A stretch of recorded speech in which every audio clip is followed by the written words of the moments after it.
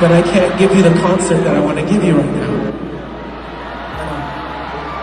I'm gonna make sure everybody's good, get your money back, but I'll do a show real soon for you guys. But I wanted to come out and personally apologize and not tweet it or Instagram it or whatever. I want you guys to know that I can't give you what I want to give you right now. I apologize. I'm so sorry. I love you guys so much.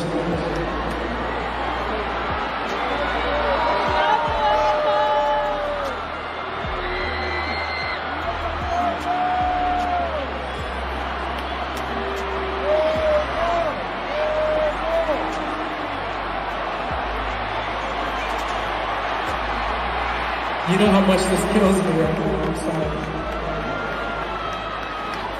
I love you. Thank you so much.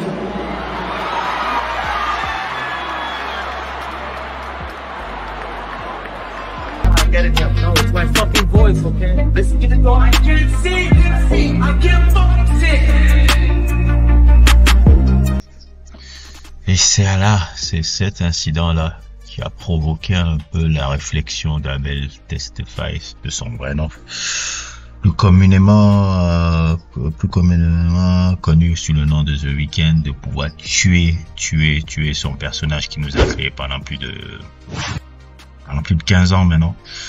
Et de cet événement-là, comme vous pouvez voir l'article écrit en anglais là, où il s'est poussé dans la réflexion que bon, ok, est-ce que je peux maintenant un peu passer à autre chose par rapport à ce que je disais là, et est-ce que je ne peux pas tuer ce pop star que j'ai créé, ce caractère là, et passer à enfin autre chose un peu dans non seulement dans ma vie de tous les jours, mais dans ma vie artistique. Et c'est paradoxal, hein. Lui qui se revendique de l'héritage de Michael, mais celui auquel il ressemble le plus, c'est bien David Bowie. Le parallèle est vraiment saisissant entre les deux individus, tant leurs carrières se ressemblent. Au fil des époques, ces derniers n'ont cessé de se réinventer à travers différents personnages qui incarnent leur musique. Quand tu regardes même les différents personnages de Bowie, là, Aladdin Sardine, Ziggy Stardust, Teen Black Dude, Halloween Jack, Pierrot, et le dernier en date, The Blind Prophet, un peu qui était un peu celui qui terminait un peu, vous savez, le dernier personnage en date. C'est saisissant comment on voit que c'est le similaire avec la carrière de The Weeknd à travers vraiment le personnage de The Weeknd là, que Abel a créé. Comme vous pouvez voir, comme vous le voyez apparaître sur vos images, tout le développement de ce personnage là qui a duré plus de 10 ans, qui est passé par plusieurs phases et tout, parce que The Weeknd et Bowie partagent la même qualité, que c'est pas seulement eux qui le font, mais c'est-à-dire leur musique ont besoin de s'incarner à travers un rôle et un personnage. Ils ont toujours ça. Et The Weeknd, oui, il parle de Michael Jackson tout le temps, il parle de trucs de Michael, mais quand on regarde sa carrière, elle a vraiment évolué comme celle de Bowie. Et Europe Tomorrow, qui est un peu le dernier acte, le dernier chapitre un peu avec ce personnage, c'est vraiment la mort d'une pop star qu'il est fait. On arrive à la mort d'une pop star, et dans cette trilogie qu'il avait déjà commencé à partir de cette mort qu'il avait amorcée déjà à partir de 2020 avec After Hours. After Hours, ça représentait l'enfer. Là, en FM, ça représente le purgatoire. Et Europe Tomorrow représente la montée au paradis, la mort de cette pop star là. Et encore, au risque de me répéter, c'est un élément qui fait écho à la Black Star de David Bowie, qui évoquait le départ définitif de ce dernier. Donc on est toujours dans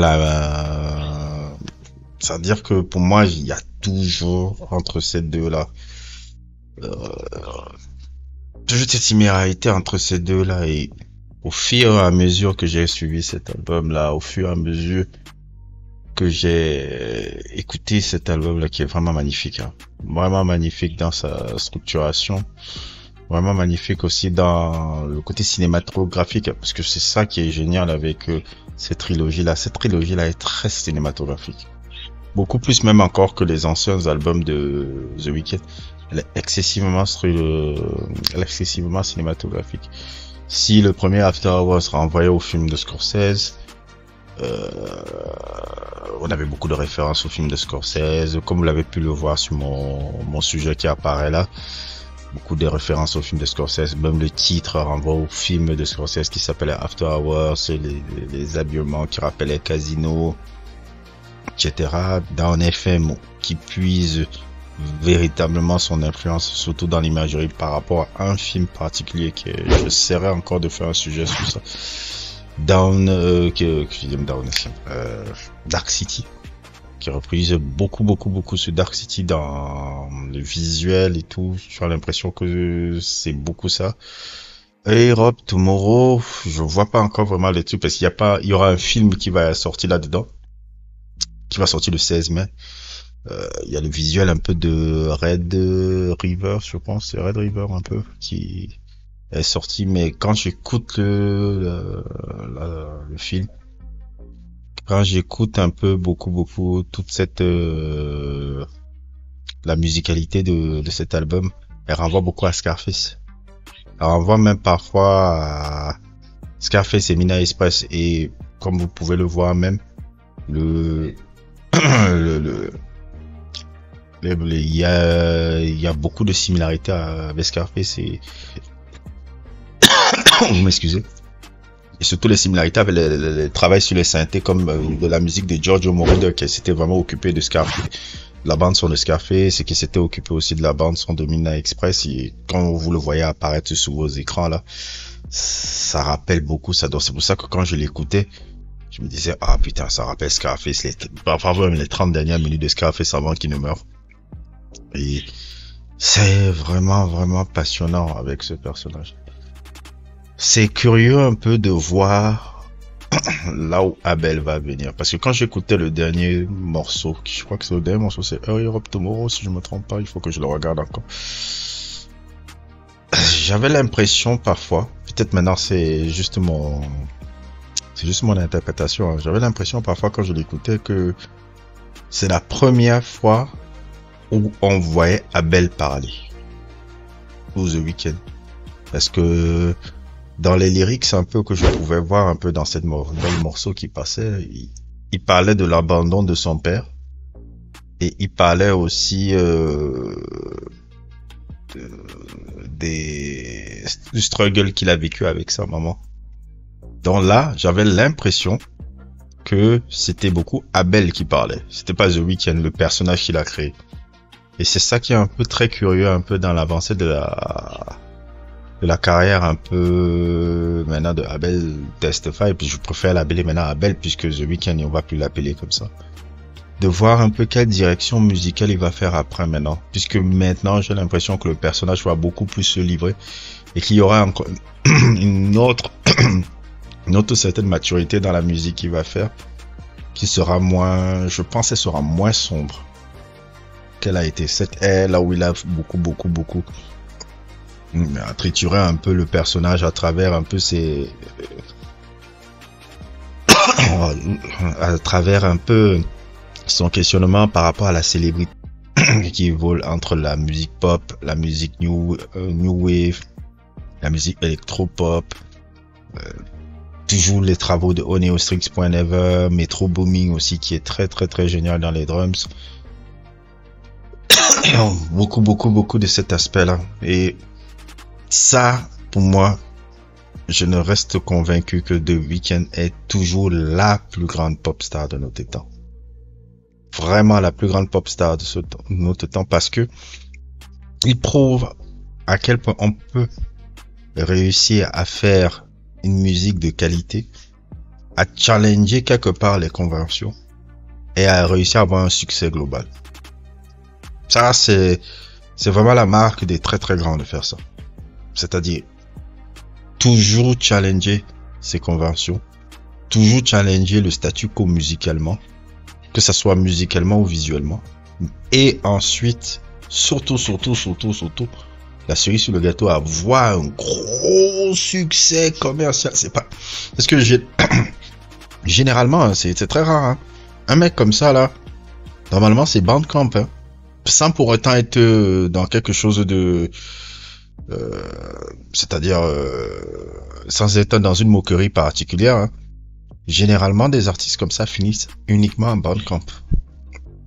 Ou dans un succès culte. C'est-à-dire, ils ont leur public, le truc, les critiques sont excessivement dithyrambiques avec eux. Mais de là à ce qui deviennent des superstars, ça c'est très rare, en tout cas dans l'époque moderne, et qu'il ait réussi pendant plus de 10 ans, plus de 15 ans déjà, à maintenir un tel succès, à maintenir une telle, qu'il faut lui avait une telle qualité musicale, je ne peux que tirer mon coup de chapeau là-dedans. Parmi les titres que j'ai le plus aimé un peu, il y en a vraiment beaucoup, hein, franchement. Mon titre préféré c'est Drive. Il y en a Drive que j'ai beaucoup aimé. Il y a, comment il s'appelle encore, Cry for Me. J'adore aussi Giving Up on Me. Giving Up on Me un peu, c'était vraiment très spirituel parce que c'est la première fois qu'il évoquait un peu son rapport avec Dieu, je pense.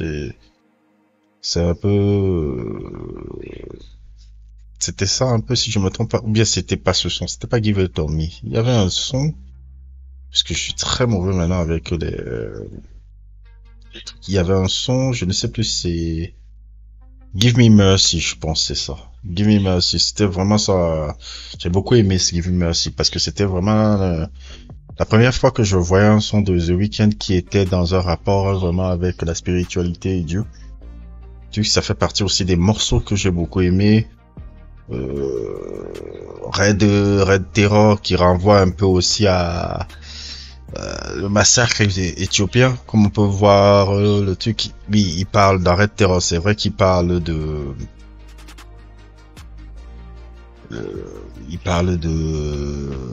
la séparation un peu parentale et tout, mais il y a aussi ce double entente, triple entente qui renvoie aussi à la guerre un peu, le sacrifice un peu qu'il y a eu en Éthiopie et tout, et puisque lui il est d'origine éthiopienne, un peu ça renvoie un peu à ça aussi. Il y a une guerre civile en Éthiopie qui a provoqué beaucoup de morts et autres et tout. C'est même grâce à l'album que j'ai découvert cet élément-là, que je ne savais même pas du tout de l'histoire éthiopienne et tout. Donc il y a renvoi aussi à ça, donc plein de morceaux comme ça qui restent. Truc là, c'est vraiment mon gros coup de cœur de ce début d'année. Franchement, The Weeknd, chapeau par rapport à tout ce qu'il nous a proposé pendant au-delà de cette décennie avec ce personnage-là. Ça, c'était vraiment un trip.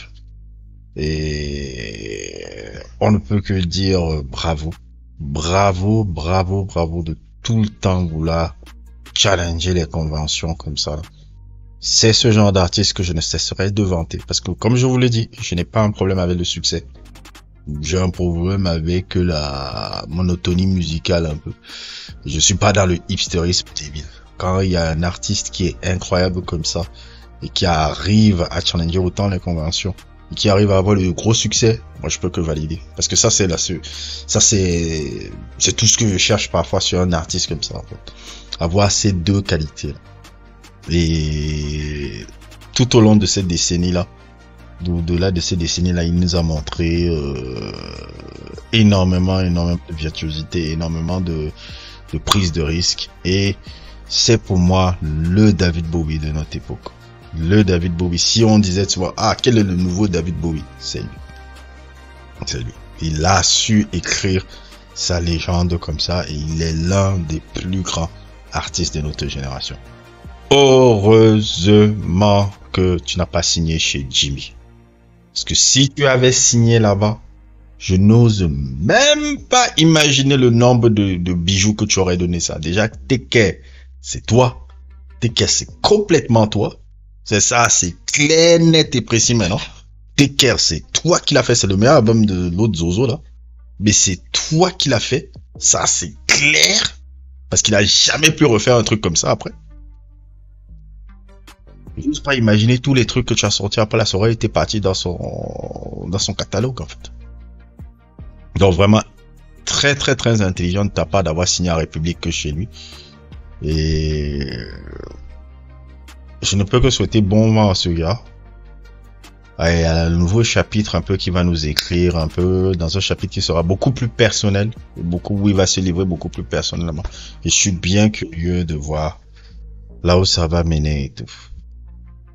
N'hésitez pas à liker, n'hésitez pas à vous abonner et à plus pour d'autres aventures.